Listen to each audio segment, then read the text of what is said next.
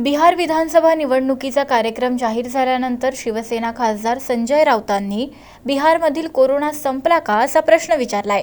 त्याचप्रमाणे या निवडणुकीमध्ये सुशांत सिंग राजपूतचा मुद्दा असावा यासाठी प्रयत्न केल्याची टीकाही राऊतांनी केली आहे। मुंबईत आयोजित पत्रकार परिषदेमध्ये संजय राऊत बोलत होते। बिहार विधानसभेच्या 243 जागांसाठी बिहारमध्ये 3 टप्प्यामध्ये निवडणुका होणार आहेत। पहिल्या टप्प्यामध्ये 28 ऑक्टोबरला, दुसऱ्या टप्प्यामध्ये 3 नोव्हेंबरला, तर तिसऱ्या टप्प्यामध्ये 7 नोव्हेंबरला मतदान होईल, तर 10 नोव्हेंबर रोजी या मतदानाचा निकाल लागेल।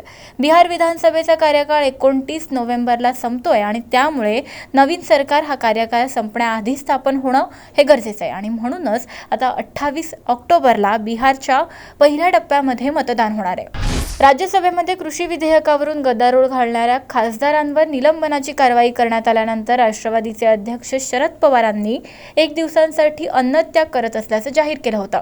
उपसभापतींच्या वर्तनाच्या निषेधार्थ विरोधी सदस्यांनी 1 दिवस उपोषण केलं आणि त्याला शरद पवारांनी 1 दिवस अन्नत्याग करून समर्थन दिलं। दरम्यान या पार्श्वभूमीवर भाजपचे नेते विनोद तावडे यांनी शरद पवारांवर टीका केली असून मराठा आरक्षणासाठी अन्नत्याग केलं असतं तर अधिक बरं वाटलं असतं असं म्हटलंय। कृषी विधेयक म्हणजे मोदी सरकारनं शेतकऱ्यांचं उत्पन्न दुप्पट करण्याची योजना आहे असं विनोद तावडे म्हणाले। शरद पवारांसारख्या नेत्यानं विरोधासाठी विरोध करणं शेतकऱ्यांना पटलेलं नाही असं सुद्धा विनोद तावडेंनी सांगितलंय। शरद पवारांना काही बदल सुचवायचे होते तर त्यांनी राज्यसभेमध्ये ते मांडणं गरजेचं होतं। सरकारनं त्यांचं नक्की ऐकलं असतं असं सुद्धा विनोद तावडेंनी म्हटलंय। कृषी सुधारणा विधेयक शेतकऱ्यांच्या हिताचं नाही, शेतकऱ्यांना ते योग्य वाटत नाही। अनेक शेतकरी संघटनांनी त्याला विरोध केलाय। त्याचप्रमाणे राष्ट्रवादी काँग्रेससह अन्य अनेक राजकीय पक्षांचा देखील याला विरोध आहे। ही विधेयकं लागू करण्यासाठी एवढी घाई कशासाठी असं सांगत उपमुख्यमंत्री अजित पवार यांनी कृषी आणि कामगार विधेयकांची राज्यात अंमलबजावणी करण्यास आमचा विरोध असल्याचं आता स्पष्ट केलंय। अजित पवार म्हणाले की केंद्राचं कृषी विधेयक शेतकऱ्यांच्या फायद्याचं नाही। राज्यामध्ये शेतकऱ्यांच्या कष्टातून उभा राहिलेल्या बाजार समित्यांचं अस्तित्व हे त्यामुळे धोक्यात येणार आहे। त्यामुळे राज्यामध्ये या विधेयकांची अंमलबजावणी करण्यास आमचा विरोध आहे, परंतु अंमलबजावणी केली नाही तर काय परिणाम होतील, न्यायालयामध्ये गेलं तर काय होईल याबाबत अभ्यास करून अंतिम निर्णय घेण्यात येईल असं अजित पवारांनी सांगितलंय। त्याचप्रमाणे सार्वजनिक गणेशोत्सव साजरा झाला नसला तरीही कार्यकर्त्यांमुळे कोरोनाचा प्रसार झालाय। आता नवरात्र आणि दिवाळीसारखे मोठे सण राज्यात आहेत आणि राज्यातील कोरोनाचा वाढता प्रादुर्भाव लक्षात घेता सध्या तरी धार्मिक स्थळं उघडण्याची घाई केली जाणार नाही असं देखील अजित पवारांनी स्पष्ट केलंय।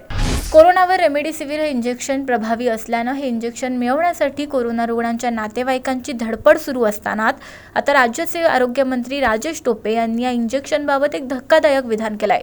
रेमडेसिवीर हे इंजेक्शन काही संजीवनी नाही, या इंजेक्शनमुळे रुग्णाचा जीव वाचेलच असं नाही अशी धक्कादायक कबुली आता आरोग्यमंत्र्यांनी दिली आहे। टोपे यांच्या या विधानामुळे आता आश्चर्य व्यक्त केलं जात आहे। राजेश टोपे हे पूर्व विदर्भाच्या दौऱ्यावर आहेत आणि आज त्यांनी नागपूरमधील कोरोना परिस्थितीचा आढावा घेतला। यावेळी प्रसारमाध्यमांशी बोलताना राजेश टोपे यांनी हे धक्कादायक विधान केलंय। वोडाफोन समूहानं भारताविरोधातला सुमारे 22,000 कोटी रुपयांचा कर प्रकरणाचा खटला आंतरराष्ट्रीय न्यायालयामध्ये जिंकलाय।